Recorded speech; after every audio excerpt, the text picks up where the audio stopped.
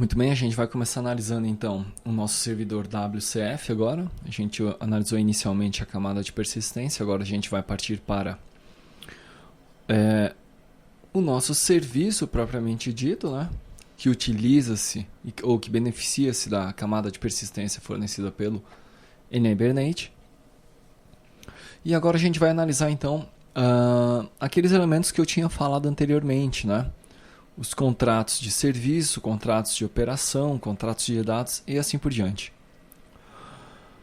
Muito bem, primeiro a gente vai falar dos contratos de dados. Na verdade, a gente já viu os contratos de dados quando eu mostrei o nosso DTO, o nosso fluxo de caixa DTO. E aqui então, eu tenho a definição do meu contrato de dados, tá ok?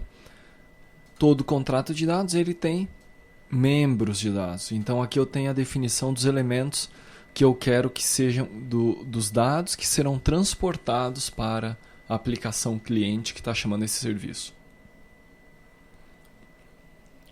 Observe o seguinte, o WCF ele pode trabalhar sem as anotações de contratos de dados, tá ok?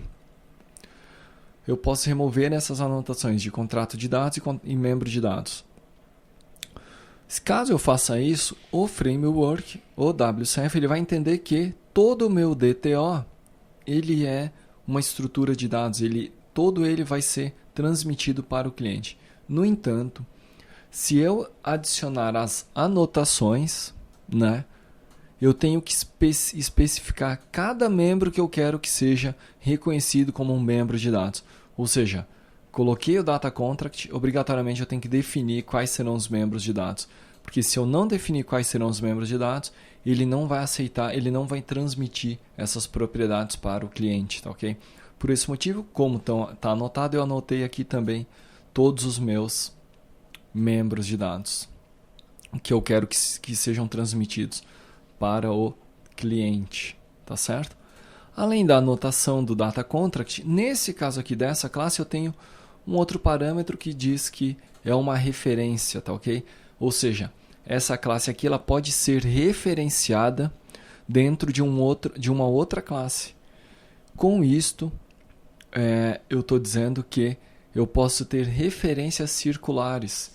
E com essa anotação aqui, o WCF vai saber tratar as referências circulares. Se nós removermos essa anotação aqui, nós podemos ter problemas na chamada de alguns serviços, tá? Mas essa referência, essa anotação aqui, essa propriedade, esse atributo, é justamente para que eu evite problemas com referências circulares. Então aqui eu tenho meu contrato de dados nesse DTO e meus membros de dados. Eu vou ter esses contratos de dados definidos em cada um dos meus DTOs. Tá ok? Observe. Todos eles eu adicionei essas definições de contrato de dados e membro de dados. Muito bem. Se eu tenho contrato de dados e os membros de dados, eu preciso das minhas operações sobre esses dados. E aí, então, eu defino aqui na minha interface do serviço quais serão as operações que esse contrato de serviço, que esse serviço vai oferecer. Então, para eu dizer que uma determinada interface é um contrato de serviço e que, como tal, disponibiliza operações que vão ser oferecidas por determinados endereços, eu devo, então, adicionar essa anotação aqui, contrato de serviço. Todas as operações definidas dentro desse contrato, todas as operações definidas dentro desse contrato de serviço devem conter essa anotação aqui, contrato de operações, tá ok? Todas aquelas que eu queira que sejam disponibilizadas como serviço, tá? Se eu não quiser que a operação apareça como serviço, por exemplo, se a operação vai ser utilizada apenas internamente na minha aplicação, então bastaria eu remover a anotação. No caso aqui, todas elas serão disponibilizadas, tá? Muito bem.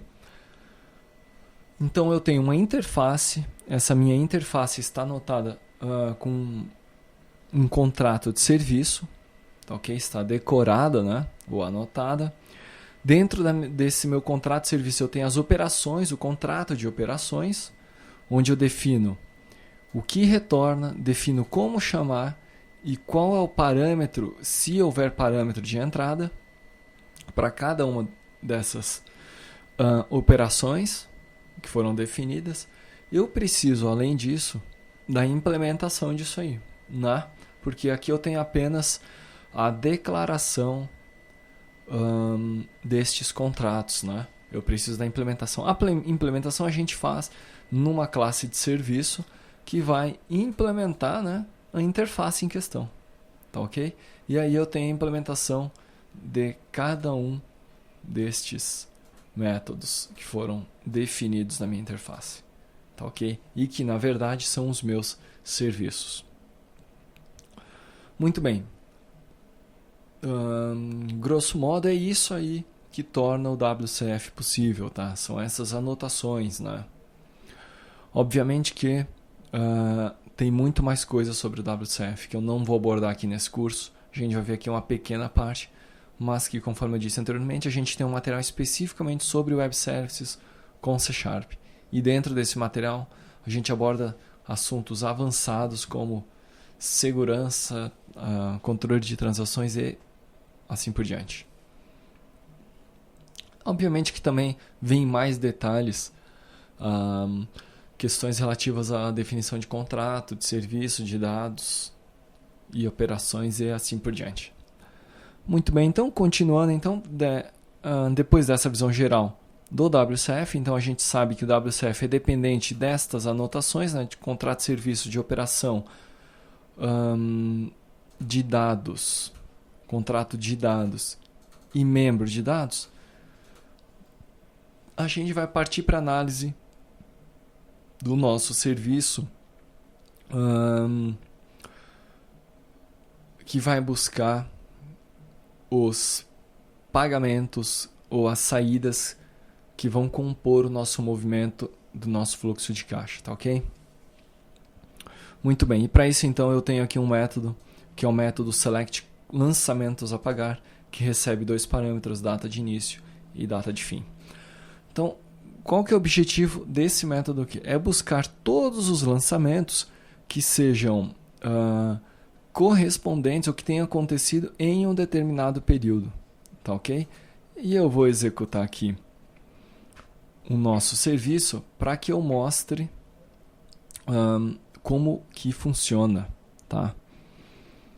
Então veja só, nós temos aqui o lançamentos a pagar, a gente vai consultar o período desde 2011, que eu sei que eu vou ter dados, né? Então a data de início 2011, data de fim 2012, e aqui ele me retorna todos os pagamentos que foram realizados com seus valores nesse período, tá certo? Muito bem. Como que tá? Esse é um dos serviços, né? Conforme a gente viu ali, esse é um dos serviços que a gente oferece. E como é que ele está implementado? Na minha classe de serviço, que é essa aqui, na verdade, né? Eu tenho a implementação do método select lançamentos a pagar. E aqui então a gente tem os dois parâmetros de entrada, data de início e data de fim. Agora veja o seguinte. O meu DAO genérico, o NEBernate DAO, ele não resolve o problema que eu quero. Por quê? Porque ele não me permite fazer uma consulta por período, por intervalo, né? Nesse caso aí eu fui obrigado, não. A solução que eu encontrei foi estender o meu DAO genérico, tá? Então eu estendi o DAO genérico e criei o meu parcela DAO, que é o DAO exclusivo, que eu vou utilizar exclusivamente para buscar informações relativas a parcelas de pagamento e parcelas de recebimento. Muito bem. Dentro desse parcela DAO, então, eu terei alguns métodos, né? Mas observe o seguinte, eu tenho então aqui ele estendendo o meu DAO genérico, declarando então o DTO parcela a pagar como a classe genérica, né? eu tenho um construtor que recebe também uma seção como parâmetro e estou passando essa mesma seção para a minha classe, para a minha superclasse, tá ok? Não faço mais nada, meu construtor é vazio. Muito bem. Tenho então aí a implementação do método que vai permitir que eu faça consultas por intervalo nesse parcela DAO. Então eu implementei esse parcela DAO exclusivamente para consultar por intervalo. Veja o seguinte. Nós temos aqui então um block try catch. Nós temos aqui a declaração da lista que eu vou retornar de resultado. Nós temos aqui então a criação do nosso critério. Vou chamar session, criar uma critéria do tipo parcela pagar DTO e vou adicionar uma expressão que é um intervalo between, né? Between, entre data de início e data de fim na propriedade data de vencimento. Ou seja, eu vou fazer uma consulta na tabela parcela pagar, que é representada pelo meu DTO parcela pagar, que está aqui, a tabela. Eu vou fazer uma consulta cujo intervalo de data de vencimento esteja entre o parâmetro data início e data fim e que me retorne estes objetos, estes registros, né? Parcela pagar DTO que está aqui também, ó, observe, né? É mais uma classe do meu modelo. Eu tenho também o nosso HBM, tá certo? Contrato de dados, contrato membro de dados. E aqui está o meu HBM, tá ok? As minhas propriedades, a minha classe lançamento a pagar, a ID status parcela a pagar e assim por diante. Evidentemente que se você quiser mais detalhes sobre parcela a pagar, lançamentos a pagar e assim por diante, a gente tem o curso Contas a Pagar. Na verdade, o fluxo de caixa ele vai ter que se comunicar tanto com contas a pagar quanto contas a receber. E o que eu fiz aqui foi trazer do módulo Contas a Pagar e Contas a Receber aqueles elementos que vão ser úteis aqui no fluxo de caixa, tá ok? Mas se você quiser entender o módulo Contas a Pagar e Contas a Receber e quiser implementá-lo, você veja então o nosso curso do Projeto ERP, o outro módulo que é o módulo Contas a Pagar. Lá a gente vai dar mais detalhes sobre as tabelas que compõem esse módulo. No nosso caso aqui, o que importa é saber que esses dados estão sendo buscados da tabela parcela a pagar, que compõe o módulo Contas a Pagar. Ou seja, tudo que for informado lá no Contas a Pagar vai refletir no nosso fluxo de caixa. Tá? Vai proporcionar resultado no nosso fluxo de caixa. Em relação ao serviço para buscar os pagamentos, né? As parcelas a pagar, era isso. Eu defini aqui na minha interface, eu implementei no meu serviço, na minha classe de serviço, né? Tá ok? E criei o meu DAO, o meu parcela DAO, que vai se responsabilizar por fazer a consulta. Tá ok? Essa consulta mais que não pode ser resolvida pelo meu DAO genérico. Tá certo? Muito bem, então, conforme eu já mostrei anteriormente, esse aqui então foi o primeiro serviço que nós vimos a implementação, né? Que é este serviço aqui, o serviço de seleção de lançamentos que foram pagos, né? Que entraram pelo Contas a Pagar. Tá ok? Então era isso. Na sequência a gente vai continuar analisando o serviço. A gente vai continuar pelo Contas a Receber.